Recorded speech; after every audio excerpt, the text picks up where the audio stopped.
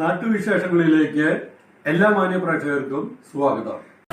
മലമ്പുഴ ഗ്രാമപഞ്ചായത്തിലെ ഹരിതകർമ്മസേനാംഗങ്ങൾ മലമ്പുഴ ഗ്രാമപഞ്ചായത്ത് പരിസരം വൃത്തിയാക്കിക്കൊണ്ടിരിക്കുകയാണ്. അതല്ലാതെ ഞങ്ങൾ ജനുവരി മുതൽ മലമ്പുഴ ഗ്രാമപഞ്ചായത്തിലെ 13 വാർഡുകളിലും റോഡ് സൈഡുകൾ മൊത്തം വൃത്തിയാക്കിക്കൊണ്ടിരിക്കുകയാണ്.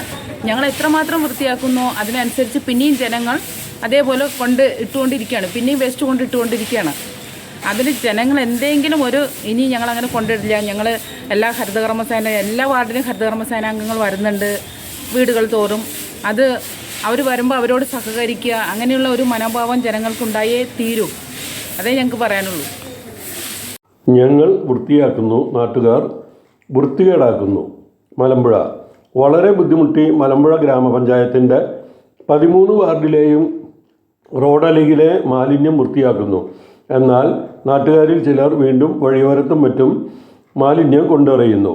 നാം ഓരോരുത്തരും നന്നായാലേ നാട് നന്നാവൂ. ഇത് പറയുന്നത് മലമ്പുഴ ഗ്രാമപഞ്ചായത്തിലെ ഹരിതകർമ്മ സേനാംഗങ്ങൾ. മലമ്പുഴ ഗ്രാമപഞ്ചായത്ത് ഓഫീസ് പരിസരം വൃത്തിയാക്കുമ്പോഴാണ് അവർ ഇത് പറഞ്ഞത്. മാലിന്യം വലിച്ചെറിയുന്നവരെ കണ്ടെത്തി നല്ലൊരു തുക പിഴ ഈടാക്കണമെന്നും CC ക്യാമറ സ്ഥാപിച്ചും മാലിന്യം വലിച്ചെറിയുന്നത് കണ്ടാൽ ഫോട്ടോ എടുത്ത് പഞ്ചായത്ത് അധികൃതർക്ക് അയച്ചു കൊടുക്കാൻ നാട്ടുകാരും തയ്യാറാവണമെന്നും ഹരിതകർമ്മ സേനാംഗങ്ങൾ പറഞ്ഞു. വൃത്തിയാക്കൽ പരിപാടിക്ക് സരിത, അജിത എന്നിവർ നേതൃത്വം നൽകി.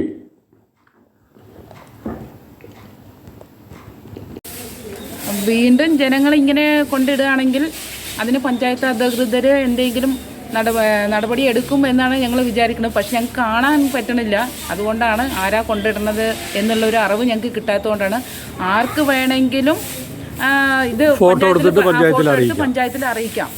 അതിൽ നമുക്ക് സംസ്ഥാനത്തിൻ്റേതായിട്ടുള്ള ഒരു ഹെൽപ്പ് ലൈൻ നമ്പറുണ്ട്, അല്ലാതെ പഞ്ചായത്തിൻ്റെ തന്നെ ഒരു ഹെൽപ്പ് ലൈൻ നമ്പറൊക്കെ ഉണ്ട്. അപ്പോൾ പഞ്ചായത്തുമായി ബന്ധപ്പെട്ട് ആരാണെന്നെങ്കിലും ഇത് ആരാണ് മാലിന്യം റോഡരികിൽ നിക്ഷേപിക്കുന്നത് എന്നുള്ളത് ആർക്ക് വേണമെങ്കിലും പഞ്ചായത്തിനെ അറിയിക്കാം. അതെ, പഞ്ചായത്ത് കർശന നടപടിയെടുക്കും. അല്ലേ, മാലിന്യം റോഡുകളിൽ നിക്ഷേപിക്കുന്നത് എന്ന് ആര് കണ്ടു കഴിഞ്ഞാലും അത് പഞ്ചായത്തിൽ അറിയിക്കാം.